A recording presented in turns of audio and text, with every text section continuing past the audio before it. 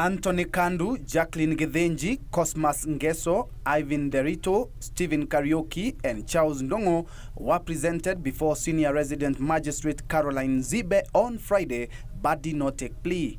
The prosecution requested the court to detain the 6 suspects for 30 more days for investigations to be concluded. In summary, I find the application is merited. The suspects have been in custody since the 30th of January 2019. This court finds there are sufficient grounds to remand the respondents for 30 days pending the conclusion of investigations. The matter will be mentioned on the 28th of February 2019 when the respondents shall be presented before the plea court for plea. The NTSA officials were arrested in connection with the terrorist attack at Dusit D2 hotel on 14th Riverside Drive office complex, which left 21 people dead and several other injured. It is alleged that the registration number of the vehicle used in the attack, a Toyota Ractis registration number KCN 340E, had been issued by NTSA to another vehicle. 7 NTSA officials are now in custody after Augustine Mulwa Musembi was arrested on Wednesday and detained for 30 more days to allow further investigations. The case will be mentioned on 28th of February 2019. At the same time, 3 terror suspects arrested in Nyeri in connection with the Dusit D2 hotel attack on January the 15th were today released by a Nyeri court after police said they had no case to answer.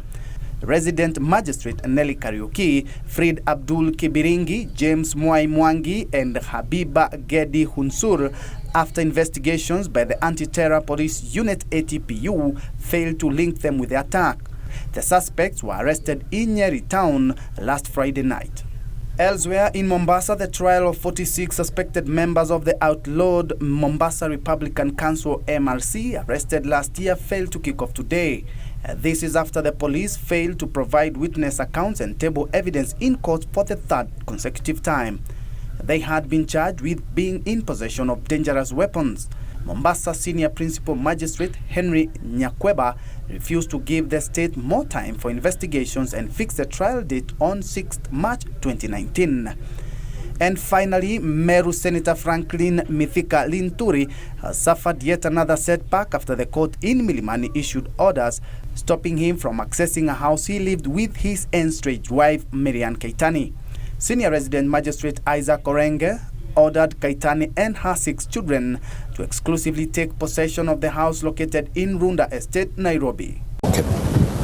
My client, Marian Chibet Kaitani, had filed a matter to prohibit the respondent, Senator Honorable Mithika Linturi, from evicting her from her property in Runda, which she built by her own self, the property that her children and the senator's children have been residing in.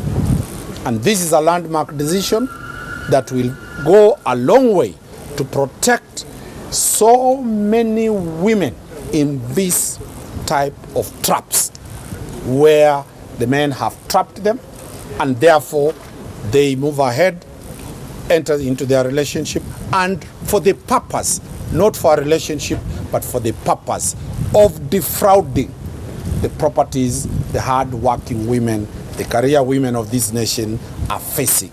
For Scales of Justice, I'm Ben Troy Njue.